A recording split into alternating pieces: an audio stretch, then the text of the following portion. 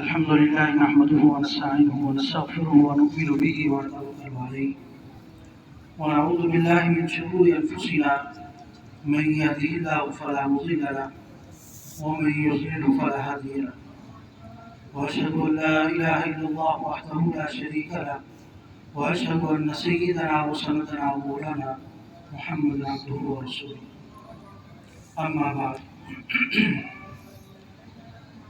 خيركم من تعلم القرآن وعلمه صدق الله العظيم وصدق رسوله النبي الكريم ونحن على ذلك من الشاهدين والشاكرين والحمد لله رب العالمين۔ آج کی یہ تقریب بہت ہی مکرم اور اللہ رب العزت کے ہاں بہت ہی شان والی تقریب ہے کہ ہمارے اکابرین اس طرح کی تقریبات کے انتظار میں رہتے تھے کہ کہیں ختم قرآن کا موقع ہو اور وہاں پر پہنچ کر دعا کی جائے۔ اگرچہ انسان عام حالات میں دعا کرتا ہے، ہر شخص کر رہا ہوتا ہے، لیکن کچھ مواقع ایسے ہوتے ہیں کہ اس میں دعا کی قبولیت کے چانسز بہت زیادہ بڑھ جاتے ہیں۔ تو اکابر کا جس طرح میں نے ذکر کیا کہ یہ طریقہ چلا آ رہا ہے کہ وہ ختم قرآن کے موقع پر اور ختم بخاری کے موقع پر، اکثر ہمارے ہاں مدارس کے اندر ختم بخاری کا اہتمام ہوتا ہے اور رمضان المبارک میں اور عام دنوں میں ختم قرآن کا بھی اہتمام ہوتا ہے۔ تو ختم قرآن کے موقع پر جو شخص اس تقریب میں شریک ہوگا اور دعا کرے گا تو اللہ رب العزت اس کی دعا کو قبول کر لے گا۔ تو ہم سب یہاں پر جمع ہوئے ہیں صرف اس مقصد کے لیے کہ شاید آج کی اس تقریب میں اللہ رب العزت ہماری کوئی نہ کوئی دعا قبول کر لے اور ہمیں ان لوگوں میں شامل کر دے جن کو بن مانگے اللہ رب العزت کی طرف سے یہ نعمتیں مل جائیں۔ رمضان المبارک کا مہینہ یقیناً ایک بہت ہی معزز اور مکرم مہینہ ہے۔ ہماری زندگی میں کئی رمضان آئے اور اسی طرح گزر کر چلے گئے۔ ایک طرف یہ دعا کرنے کی بھی ضرورت ہے کہ یہ رمضان ہمارے لیے اللہ رب العزت ایک انقلابی رمضان بنا دے اور اس میں ہماری مغفرت فرما دے۔ اس کی تمنا، اس کی کوشش، اس کا ارادہ، اس کی نیت، اس کی دعا جتنا ہو سکے یہ کرے کہ کیا پتہ میری زندگی میں اللہ رب العزت نے آئندہ سال کا رمضان رکھا ہے یا نہیں، میرے سانس اتنے باقی ہیں یا نہیں، یہ مجھے اس کا علم نہیں۔ ہو سکتا ہے یہی میرا آخری رمضان ہو، اور جب یہی آخری رمضان ہے تو اللہ رب العزت سے جتنا ہو سکے دعا کر کے اپنی مغفرت کروا دیں۔ بالکل آخری لمحہ شروع ہو چکے ہیں، آخری عشرہ شروع ہو چکا ہے، ہر چیز کا اختتام ہوتا ہے۔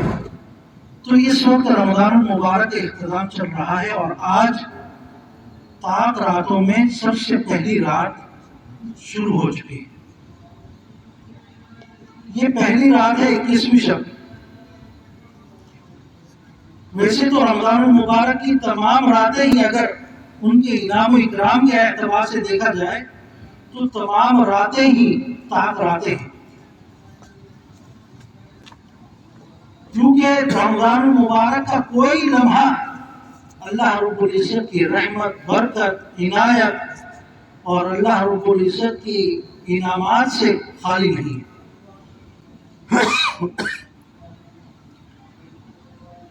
اللہ رب العزت کی طرف سے اگر ادنا سا انعام بھی ہمیں مل جائے تو میری اور آپ کے لیے بہت بڑی اللہ رب العزت کی طرف سے عنایت ہے۔ ہم اس کے مستحق بھی نہیں۔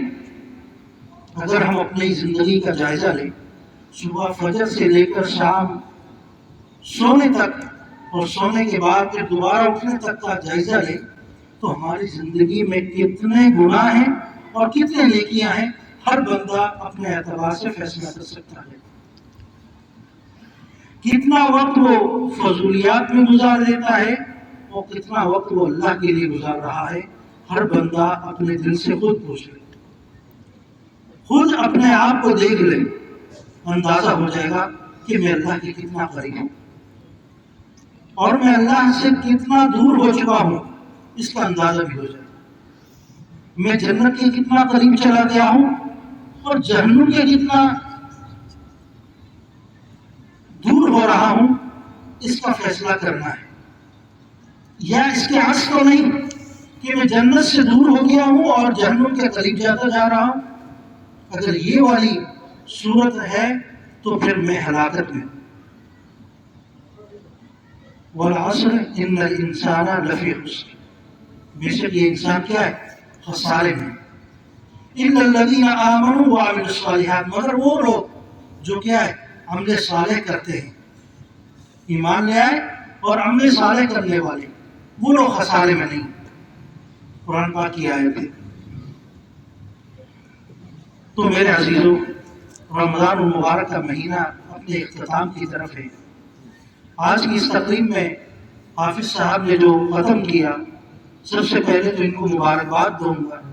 اللہ رب العزت ان کے عمل میں، ان کے قرآن پاک کو مکمل ان کی زندگی میں اتار دیں. یہ دعا کرنی چاہیے کہ آپ علیہ الصلوۃ والسلام نے اس کی محنت کی تھی. آپ علیہ الصلوۃ والسلام اگر نبوت سے لے کر وفات تک صرف اسی مقصد کے لیے اپنا مال، اپنی جان، اپنا وقت لگاتے رہے اور کوشش کرتے رہے کہ یہ ایمان ہر شخص کے دل میں اتر جائے اور ایسے اترے کہ دوبارہ پھر نکلے نہیں. اور ان کی ایک جھلک ہمیں دکھا دی صحابہ کرام کی صورت میں کہ صحابہ کرام وہ جماعت ہے جن پر نبی اکرم صلی اللہ علیہ وسلم نے محنت کی اور اللہ رب العزت نے ان کو دنیا کے لیے ایک مثالی بنا دیا کہ ان کے طرز عمل پر چل لو فَبِأَيِّهِمُ اقْتَدَيْتُمْ اهْتَدَيْتُمْ. صحابہ میں سے کسی ایک کی بھی اقتداء کر لو گے، اللہ تعالیٰ کیا کریں گے؟ جنت تک پہنچا دیں گے. کسی ایک کی بھی اقتداء. تو صحابہ کرام جس طریقے سے زندگی گزار گئے، ہمیں ان کی زندگی کو بھی پڑھنے کی ضرورت ہے. آج افسوس یہ ہے کہ ہم اپنے اکابر اور اپنی صحابہ اور نبی اکرم صلی اللہ علیہ وسلم کی سیرت سے ناواقف ہیں. ہمارے بچے کو یہ تو پتا ہوتا ہے کہ قائد اعظم کی تاریخ پیدائش کیا ہے، علامہ اقبال کی تاریخ وفات کیا ہے. بالکل اچھی بات ہے، بھی معلوم ہونا چاہیے. یہ بھی ہمارے اکابرین میں سے بڑے ہیں، لیکن جو دینی اعتبار سے، شرعی اعتبار سے جس کی نسبت سے ہم اس دنیا میں آ رہے ہیں اور آخرت میں ایک طویل سفر ہے ہمارا جہاں ہمیشہ والی زندگی ہے، اس نسبت کو بھی یاد رکھنا ضروری ہوتا ہے. اس کے مطابق بھی اپنے آپ کو ڈھالنا ضروری ہے. بڑی خوشی ہوتی ہے جب اس طرح کی مجالس میں شرکت ہوتی ہے جہاں چھوٹے چھوٹے حفاظ نے قرآن پاک ختم کیا ہوتا ہے. ہماری مجلس، ہماری مختلف جگہوں میں اس طرح کی تراویح کی ترتیب ہے. تو الحمدللہ یہاں پر ہمارے ایک ساتھی ہیں جنہوں نے ماشاءاللہ آپ حضرات کے سامنے تقریباً کوئی 21 روزہ تراویح کا اہتمام کیا. یہاں بیٹھے ہوئے جتنے حفاظ ہیں، میری ان تمام حفاظ سے ایک درخواست ہے، ایک التجا ہے کہ یقیناً ہمارے پاس مسجدیں اتنی نہیں ہیں. پاکستان میں بتا رہا ہوں، حفاظ زیادہ ہیں، مسجدیں کم ہیں. تو مجبوراً ہمیں اس طرح چھتوں پر ایک مسجد کے اندر 2 جماعتیں، 3 جماعتیں کر کے تراویح کا اہتمام کرنا پڑتا ہے. اور یہ اچھی بات ہے، ہونا بھی چاہیے. اب کوئی حافظ یہ نہ کہے کہ مجھے جب تک مسجد نہیں ملے گی میں تراویح نہیں پڑھاؤں گا، تو وہ اپنے ساتھ بہت بڑا ظلم کر رہا ہے.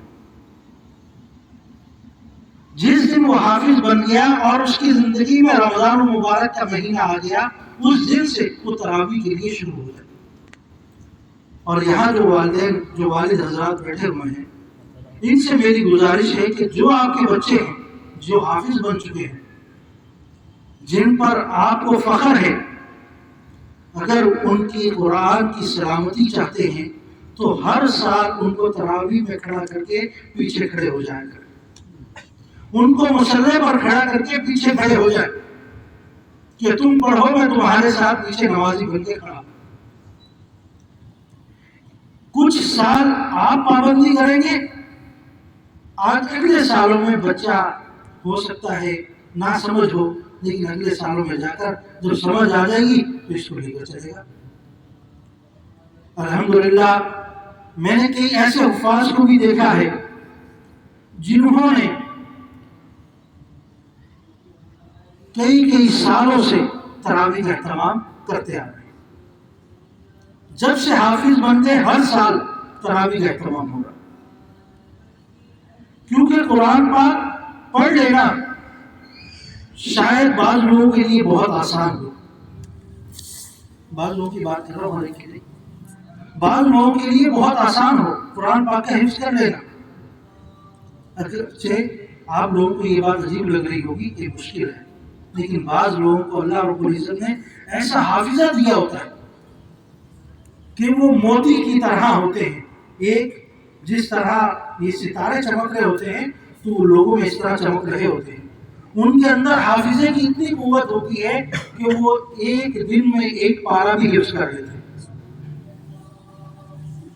آج اس 1400 سال کے بعد بھی ایسے بچے ہمارے پاس الحمدللہ موجود ہیں جنہوں نے ایک مہینے کے اندر قرآن پاک حفظ کر لیا۔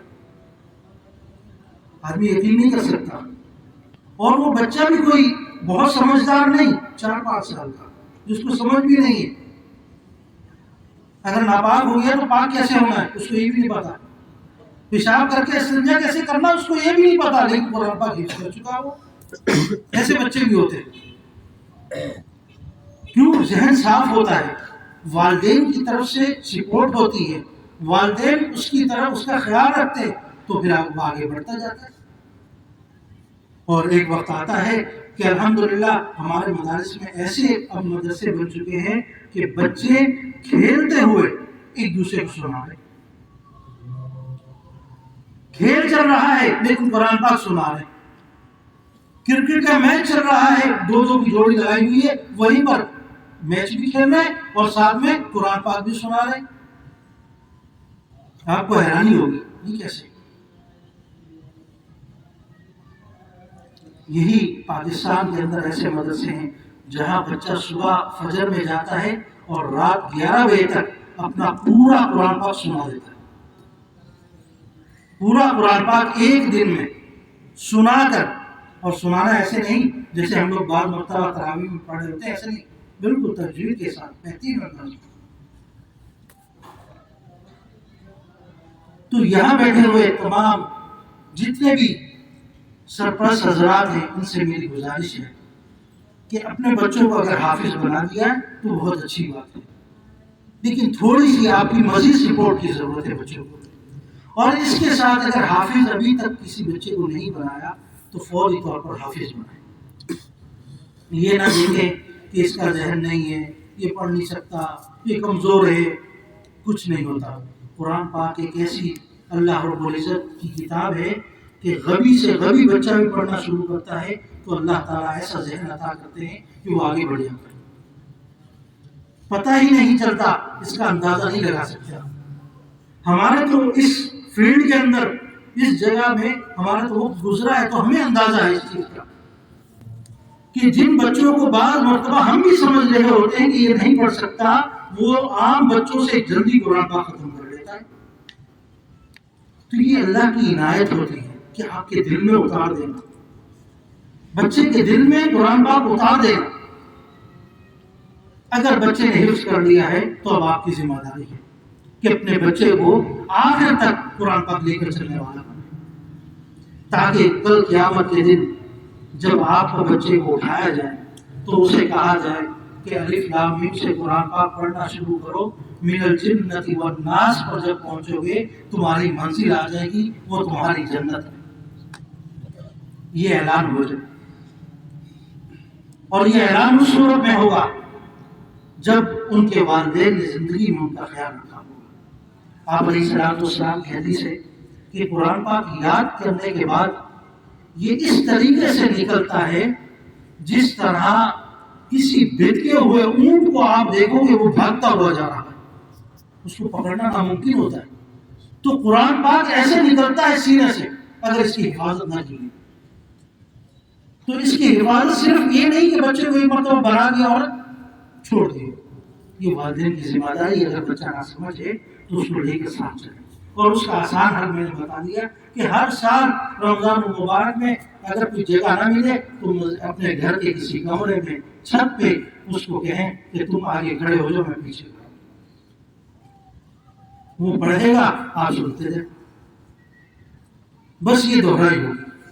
اور یہ نبی اکرم صلی اللہ علیہ وسلم کی پوری زندگی کا معمول رہا ہے کہ آپ جبرائیل امین کے ساتھ اس طریقے سے قرآن پاک سنایا کرتے تھے.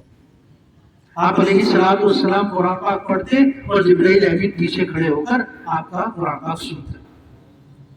یہ آپ کی پوری زندگی میں یہ معمول رہا. اور جس سال انتقال ہونا تھا اس سال آپ علیہ السلام نے تراویح کے اندر 2 ختم کیے، تاکہ آنے والے لوگوں کو پتہ چل جائے کہ یہ تراویح میں معمولی عبادت نہیں ہے. اس میں قرآن پاک سنا جائے، سنایا جائے اور دہرائی کی جائے، اور اسی میں اللہ رب العزت خوش ہوتے ہیں. آج یہ مجلس یہاں جمع ہے، اللہ کے فرشتے کہا جاتا ہے کہ اس مجلس کے ارد گرد جمع ہو جاتے ہیں. اتنی تعداد میں جمع ہو جاتے ہیں کہ وہ ان کا تانتا بنتے بنتے آسمانوں تک وہ پہنچ جاتے ہیں. جیسے آپ نے دیکھا نا کہیں کوئی آپ بازار میں جا رہے ہیں، اچانک 2 بندوں کے درمیان کوئی طرح کلامی ہو جائے، لوگ جمع ہو جاتے ہیں.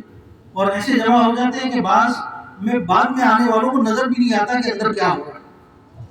تو اس طریقے سے فرشتے اس مجلس کو گھیر لیتے ہیں جہاں اللہ اور اللہ کے رسول کی بات کی جائے، اور یہاں تک ہوتا ہے کہ وہ آسمان تک پہنچ جاتے، اللہ کے عرش تک پہنچ جاتے. تو ہم امید کرتے ہیں کہ انشاءاللہ العزیز ہمارے اس مجلس کو بھی فرشتوں نے اپنی طرف سے گھیر لیا، کیونکہ ہم ایک صدق نیت کے ساتھ ایک اچھے ارادے کے ساتھ بیٹھے ہیں جہاں اللہ اور رسول کی بات ہو رہی ہے اور آخر میں دعا ہوگی. میرے خیال سے آپ لوگوں کو پہلے ہی کافی تاخیر ہو چکی ہے، میں اپنی بات کو زیادہ طویل نہیں کرنا چاہ رہا. ایک مرتبہ دوبارہ مبارکباد دوں گا ان کو اور ان کے والدین کو جنہوں نے اس طریقے سے قرآن پاک کا اہتمام کروایا. اور یہاں آصف بھائی کی چھت پر اللہ رب العزت ان کے گھر والوں پر بھی برکتیں نازل فرمائے، اور اس طرح جمع ہو کر یہاں پڑھنے پڑھانے کو قبول فرمائے، اور ہماری اس دعا کو قبول فرمائے جو آج ہم کر رہے ہیں. اور ہمارے بچوں کو پختہ حافظ بنائے تاکہ قیامت کے دن صرف وہ حافظ نہ بنے بلکہ وہ ایک ایسا حافظ بنے کہ اپنے والدین کے سروں پر تاج کو سجا سکے، اور ایسا تاج جس کی روشنی سورج سے زیادہ ہے، جس کی روشنی چاند سے زیادہ ہے، ایسا تاج پہنایا جائے. اللہ رب العزت ہمیں اس قابل بنا دے اور ہمیں ان لوگوں میں شامل فرما دے. الحمدللہ رب العالمین.